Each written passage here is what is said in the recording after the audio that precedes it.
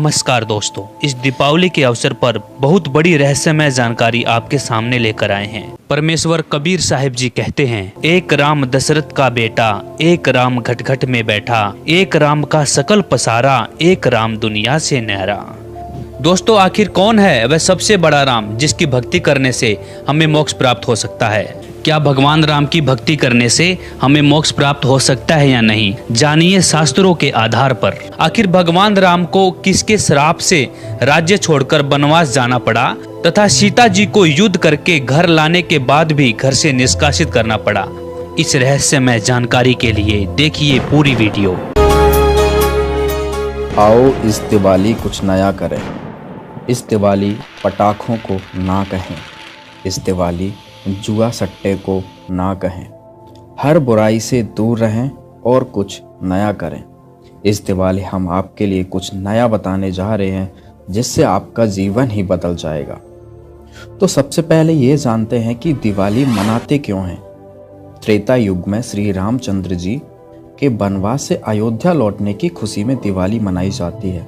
लेकिन क्या आपको पता है दिवाली सिर्फ 2 वर्ष ही अयोध्या में मनाई गई, क्योंकि 2 वर्ष पश्चात सीता जी को श्री राम ने घर से निकाल दिया था। उस समय वह गर्भवती थी। इस फैसले से अयोध्या गमलीन हो गया था। अयोध्या वासियों ने 2 वर्षों तक दीपावली और दशहरा मनाया था। उसके पश्चात बंद कर दिया था कि जिस देवी के लिए रावण मारा गया, आज वह फिर से कितने रावणों का कष्ट झेलेगी। दिवाली खुशी का प्रतीक है। जब राजा और रानी अलग अलग हो गए तो न दिवाली राजा को अच्छी लगे और न प्रजा को।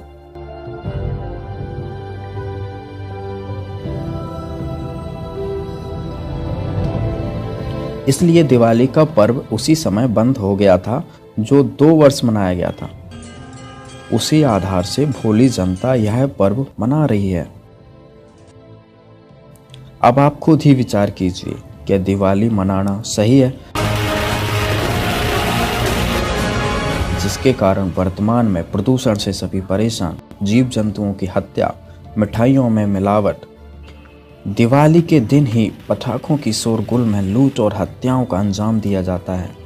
इन सभी मुसीबतों से, इन सभी परेशानियों से बचने के लिए हम आपके लिए लाए हैं जीने की राह, जिससे आपका जीवन खुशियों में बदल जाएगा। हर दिन खुशी की दिवाली मनाई जाएगी। परमात्मा को पाना बहुत आसान है, सतलोक में जाना बहुत आसान है, लेकिन काल भगवान ने जो हमारे ऊपर ये अननेसेसरी बोझ लाद रखा है, जैसे 56 प्रकार की पूजाएं, नाना प्रकार की रीति रिवाजें जिनका कोई औचित्य नहीं, हम बेमतलब अपना समय व्यर्थ करते थे। जैसे होली मनाते हैं, दिवाली मनाते हैं, अब इसमें के फंड शुरू कर दिया, बम भटकावेंगे।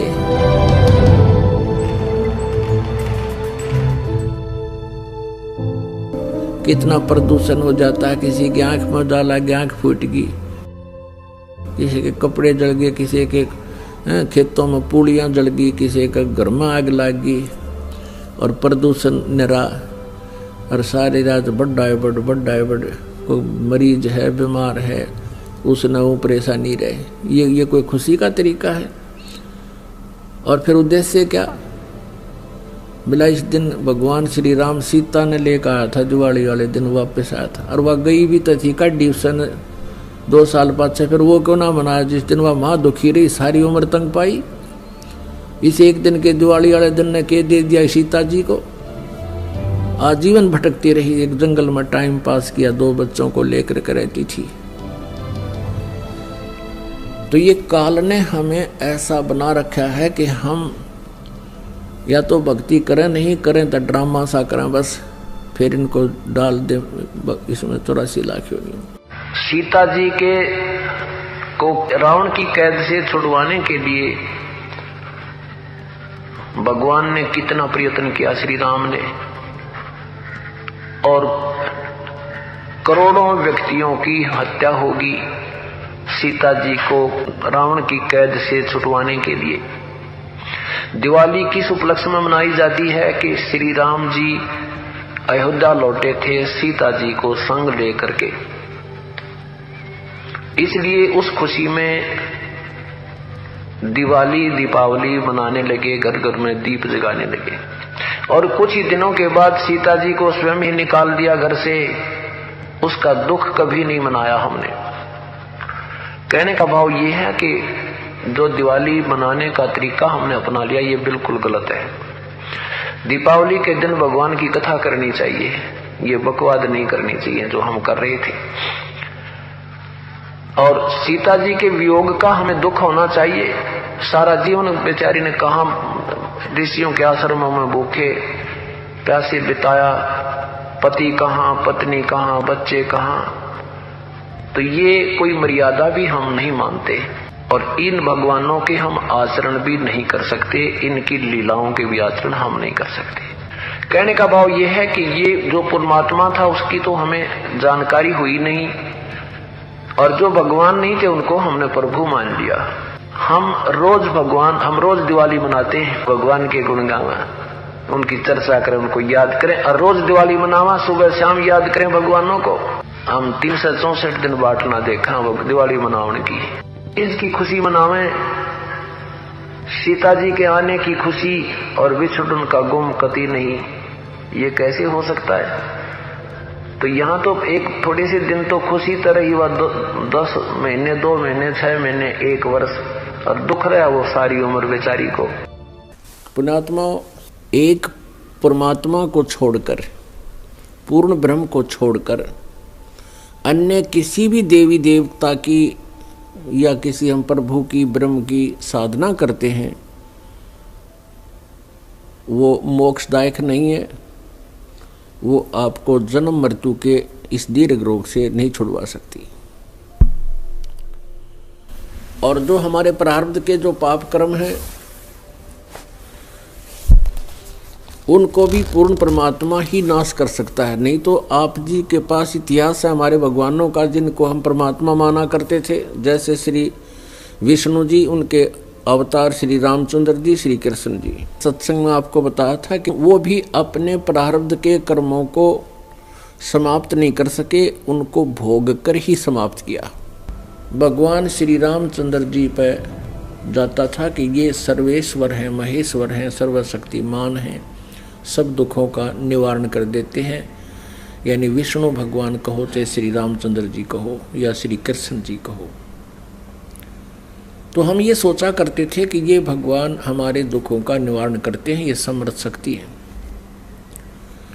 अब हमने राम की परिभाषा समझनी पड़ेगी, प्रभु की परिभाषा समझनी पड़ेगी, और हमने उन राम में से सिलेक्ट करना पड़ेगा कौन से राम की शरण में जाना है। अब जैसे ये श्रद्धालु कहते हैं, कोई प्रश्न करता है आचार्यों से, गुरुओं से, मंडलेश्वरों से कि क्या श्री कृष्ण अर्थात श्री विष्णु जी हमारे पापों का नाश कर सकते हैं? क्या वे जो श्राप दे दिया जाता है एक दूसरे को 3 ताप के अंतर्गत, क्या हमारे उन 3 तापों का वो नाश कर सकते हैं? तो कहते हैं कि हाँ, भगवान श्री कृष्ण अर्थात विष्णु जी हमारे सब पापों का नाश कर देते हैं। और प्रमाण के लिए कहते हैं, गीता जी अध्याय नंबर 18 के श्लोक नंबर 66 को बोलते हैं कि सर्वधर्मान परित्यज माम एकम शरणम व्रज अहम तवा सर्व पापे भव मोक्षामि मा शुच। पहले तो उनको ये पता नहीं कि गीता जी का ज्ञान श्री कृष्ण नहीं, श्री कृष्ण में प्रवेश करके ये ब्रह्म बोल रहा है, सरपुरुष बोलता है। और व्रज का माने आना नहीं होता, जाना होता है। अब गीता ज्ञान दाता सरपुरुष है, ये ब्रह्म है, और ये परम अक्षर ब्रह्म की शरण में जाने को कहता एकम। एकम माने जिसके बराबर दूसरा ना हो, अद्वितीय। उसकी शरण में जा, उसकी शरण में जाने से फिर तू मेरे सतर की जो पूजाएं हैं मुझे छोड़ दे, ये ब्रह्म कहता है। फिर मैं तुझे यहाँ कुत्ते गधे सूअर यानी कष्ट नहीं दूंगा, मैं अपना कर्जा चुका लूंगा। तो यहाँ पुण्यात्मा विचार करने की बात है कि श्री कृष्ण जी और श्री रामचंद्र जी और श्री विष्णु जी अपने श्राप को, अपने पाप को, कर्म दंड को नहीं समाप्त कर सके, नाश नहीं कर सके, उपासकों का कैसे कर देंगे वह? जैसे श्री विष्णु जी को श्राप दिया था नारद जी ने, और ये श्राप दिया था कि नारद जी के मन में विवाह कराने की प्रेरणा होगी, और उसने देखा कि राजा की लड़की का स्वयंवर था, और उसमें लड़कियां अपनी मर्जी का पति अपनी इच्छा से सिलेक्ट करती थी, और राजा लोग बैठ जाते थे वहाँ सामने आके। नारद जी ने विवाह कराने की सोची, और फिर सोचा भी मेरा विवाह कौन करेगा, मैंने तो कचकोला कढ़ा रखा है, इतनी मोटी चोटी सिर पे, और शकल भी ठीक को ना। तो उसने सोचा कि भगवान विष्णु से उनका स्वरूप ले लेता हूँ। एकांत में जाकर टेलीफोन किया, याद किया, श्री विष्णु जी प्रकट हो गए। नारद जी ने कहा भगवान मैंने विवाह करवाना है और आप मना मत करियो, आज पहली बार आपसे कोई वस्तु मांग रहा हूँ, मुझे आप हरि रूप चाहिए, मुझे हरि रूप चाहिए, अर्थात आपका सुंदर स्वरूप मुझे दे दे। श्री विष्णु जी ने कह दिया तथास्तु। अब उसका बंदर का मुंह लग गया, बंदर का, हरि माने बंदर भी होता है। अब उसने सोचा नारद जी ने कि आज तेरे सुंदर कोई नहीं सभा में, और जाकर बैठ गया कुर्सी पर जच के। अब वह लड़की आई वरमाला लेकर, सामने देखा बालू बैठा। अब वह एक कदम पीछे से होकर आगे चली गई। नारद जी ने सोचा शायद लड़की की दृष्टि नहीं पड़ी मेरे ऊपर है। वहाँ से उठकर एक और खाली चेयर थी दूसरे लोग वहाँ जा बैठा। जो वहाँ से भी लड़की आगे निकल गई, नारद जी कहने लगे भाई यह अंधी है क्या? और दूसरे तो बोला, साथी ने उसको यो दिखा दिया दर्पण, अगर देख अपनी शक्ल तो देख ले, हमने डर लगे तेरे थे। तब उसने देखा जब दर्पण यानी अपनी शक्ल देखी, उसने बिना गिनती की गाली दे दी विष्णु भगवान को नारद जी ने। और उसी समय विष्णु जी आ गए और विष्णु जी के गले में वरमाला उस लड़की ने डाल दी। तब नारद जी ने विष्णु जी से कहा कि तू सचमुच धोखेबाज है, जैसे आज मैं एक औरत के वियोग में रो रहा हूँ, एक जीवन तू सारा अपनी पत्नी के वियोग में रोएगा, तुम्हारा कभी मिलन नहीं हो पाएगा। उसी श्रापवश श्री विष्णु जी श्री रामचंद्र रूप में अयोध्या के राजा दशरथ के घर जन्मे। युवा होते ही विवाह हुआ, सीता जी के साथ विवाह होते ही वनवास हुआ। वनवास में तुरंत ही कुछ ही वर्षों के बाद सीता जी का अपहरण हुआ और रावण के साथ युद्ध हुआ। युद्ध के बाद घर ले आए सीता जी को, और एक धोबी के व्यंग से सीता जी को घर से निकाल दिया। आजीवन श्री राम और सीता जी का मिलन नहीं हुआ। पुण्यात्माओं, भले ही श्री रामचंद्र जी अयोध्या का राज करते थे, लेकिन जिस व्यक्ति का परिवार कहीं हो, उसकी पत्नी कहीं, बच्चे कहीं और वो कहीं, वो सपने में भी सुखी नहीं हो सकता। और अंत समय में जब उसने पता चला कि मेरे पुत्र लव और कुश यहाँ पर हैं, उन्होंने भी उससे नफरत होगी और उनसे बात करना पसंद नहीं किया, और सीता जी भी पृथ्वी के अंदर समा गई, उसके दर्शन तक नहीं किए। पुण्यात्माओं, वैसे तो हम देखो ये भगवान माना करते थे, हमारी आंखें बिल्कुल बंद हो चुकी थी ज्ञान वाली। सीता जी को जब युद्ध के बाद घर लाना चाहा था श्री रामचंद्र जी ने, तो ये कहा था कि मैं परीक्षा लेकर घर चलूँगा, यदि तू परीक्षा में सफल होगी तो मैं मानूंगा तू निष्कलंक है, रावण से तेरा कोई संबंध शारीरिक नहीं हुआ, और यदि तू परीक्षा में सफल हुई तो खत्म हो जाएगी। क्या परीक्षा ली थी श्री रामचंद्र जी ने कि अग्नि में बैठा दी थी सीता जी को, आग लगा दी थी चिता बना के, और ये सोच लिया था कि यदि ये कलंकित होगी तो जड़ मरेगी टंटा कट्टे, और सही होगी निष्कलंक होगी तो जीवित रह जाएगी। तो सीता जी जली नहीं थी, परीक्षा में सफल हुई थी।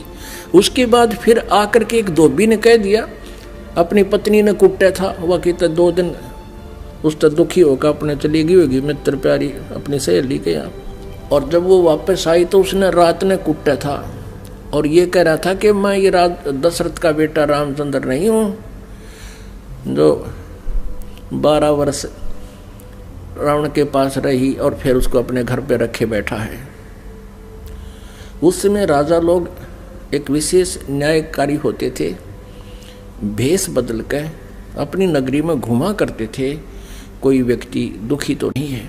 तो रामचंद्र जी ने कान ला कर सुना तेरा जिक्र कैसे हो रहा है। उसने 2-3 बार दोहराई ये बात, इस बात पर कि मैं निंदा का पात्र बन गया हूँ सीता को घर ला के। अगले दिन सीता को निकाल दिया कि मैं दुनिया की व्यंग नहीं सुन सकता और जाइए आप, मैं नहीं रख सकता आपको, आप रावण के पास रही हो। अब फूटे भाग हमारे इसे भगवान थे हमारे, गर्भवती पत्नी और अकेली निकाल सुबह भाग जाए यहाँ से, अरे कलेजा फटना हो जाता है। आदमी अकेला निकाल के देखो, वो तो एक औरत की जाति थी, कहाँ जंगल में जावे, और कहते हैं झाड़ झाड़ बैरी होता है स्त्री का। और ये थे हमारे भगवान, ये थे इनके करैक्टर, इनको हम कहते हैं मर्यादा पुरुषोत्तम। यह क्या मर्यादा थी भाई, एक गर्भवती पत्नी को और घर से निकाल देना, कितना मरो चाहे जीवे, ये तो कितना कट्टर स्वभाव होगा उस व्यक्ति का।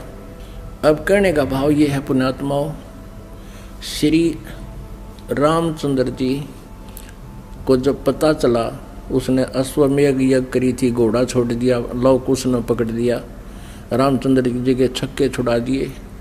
सीता को पता चला तो दर्शन भी नहीं करे उसे, किसी के दर्शन करूं समागी धरती में। और श्री रामचंद्र जी ने आकर के वापस इसी दुख में सरयू नदी में जल समाधि ले ली, सरयू नदी में शरीर छोड़ दिया। उसके बाद फिर श्री कृष्ण रूप में जन्म हुआ और रावण के साथ युद्ध के दौरान श्री रामचंद्र जी ने सुग्रीव के भाई बाली को मारा था एक वृक्ष की ओट लेकर, यानी धोखे से। तो उसका भी बदला देना पड़ा श्री कृष्ण जी के रूप में। वही विष्णु वाली आत्मा श्री कृष्ण जी हुई और बाली वाली आत्मा यानी राम वाली आत्मा श्री कृष्ण रूप में द्वापर में जन्मे।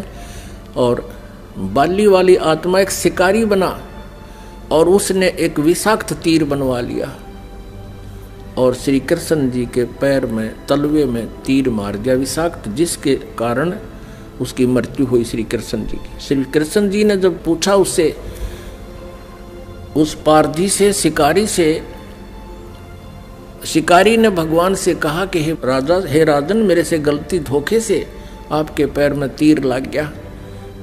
आपके पैर में पद्म है, ये चमक रहा था, दिन का समय झुरमट सी वृक्ष की छाई हुई थी और मैं शिकार के लिए घूम रहा था। आपके ये पद्म की रोशनी मुझे लगा जैसे मृग की आंख है हिरण की, मैंने धोखे से गलती से तीर मार दिया और ये तो विषाक्त है, अब आप जी नहीं सकते, मुझसे धोखा हो गया, गलती होगी, माफ करो, क्षमा करो। तब श्री कृष्ण जी ने कहा कि बाली, ये तेरे से धोखा नहीं हुआ, ये ऐसा ही होना था भाई, मैंने तेरे को धोखे से मारा था त्रेता युग में और आज मैं वो बदला दे चला हूं। अब दुर्वासा जी ने श्राप दिया था यादव कुल को, श्री कृष्ण जी के कुल को श्री कृष्ण जी के समक्ष ही श्राप दे दिया था कि यादव कुल का नाश होगा। किसने? इस श्री कृष्ण जी का पुत्र प्रद्युम्न एक लड़की का स्वांग बनाकर पेट पर, गर्भवती लड़की का, स्त्री का स्वांग बना करके पेट पर लोहे का कड़ा बांध के ऊपर के गुजरियां वाले औरतों वाले कपड़े पहन के और एक नकली पति बनाकर दुर्वासा के पास गए थे उसे मजाक करने के लिए। और ये पूछा था कि हे ऋषि, सुना है आप भूत भविष्य वर्तमान की सभी बता देते हो, त्रिकालदर्शी हो, बताइएगा इसके लड़का होगा या लड़की। तब दुर्वासा ने ध्यान से देखा कि ये तो बकवाद कर रहे हैं, कह दिया था कि इससे तुम्हारा यादव कुल का नाश होगा। और दुर्वासा के श्रापवश 56 करोड़ यादव आपस में लड़कर मर गए और श्री कृष्ण जी भी उसी कढ़ाई के तीर से मरा जो शिकारी ने बना रखा था लोहे से।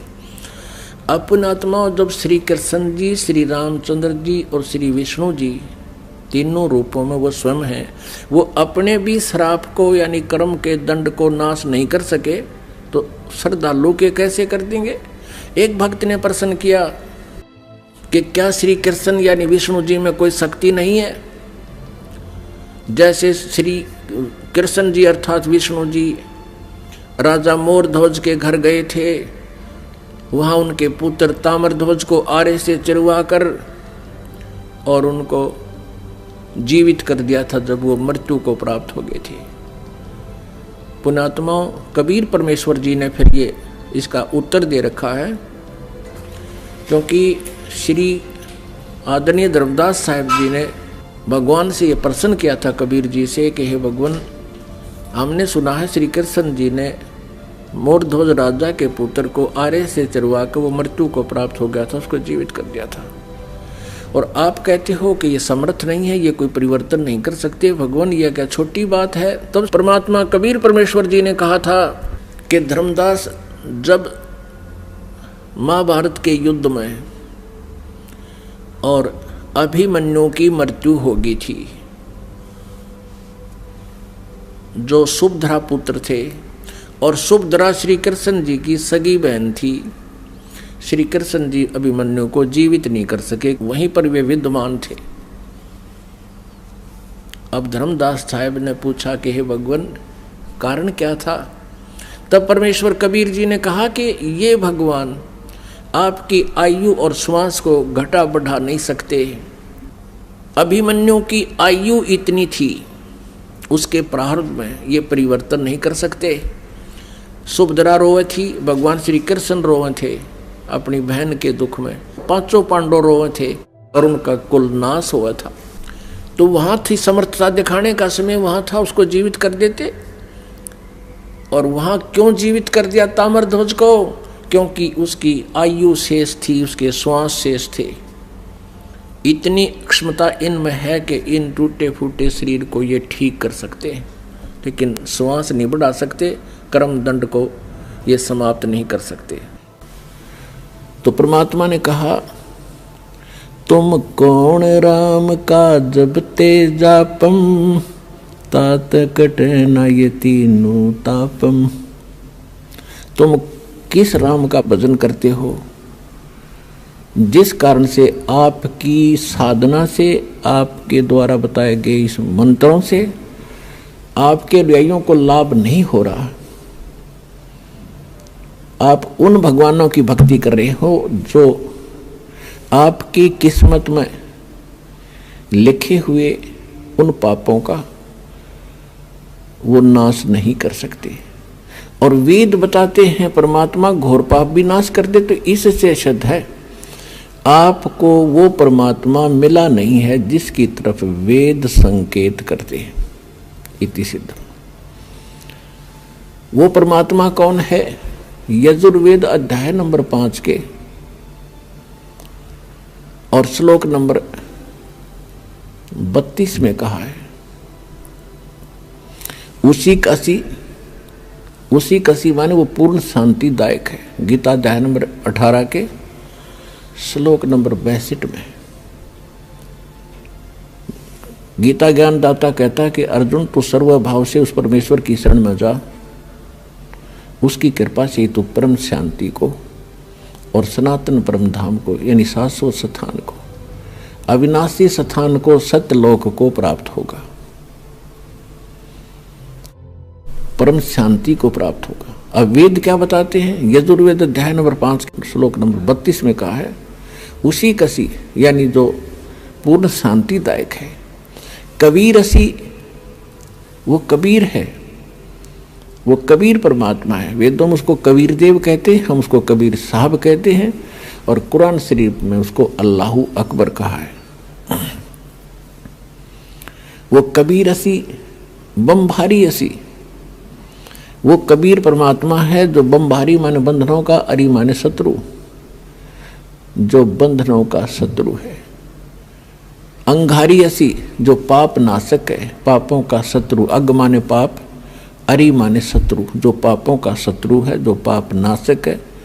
और बंभारी जो कर्म बंधनों, जो हमारे, क्योंकि हम संस्कार से यहाँ फंसे हैं, हमारे संस्कार यहाँ पर हैं, तभी हम उन संस्कारों से जन्म मृत्यु में लगे हुए हैं।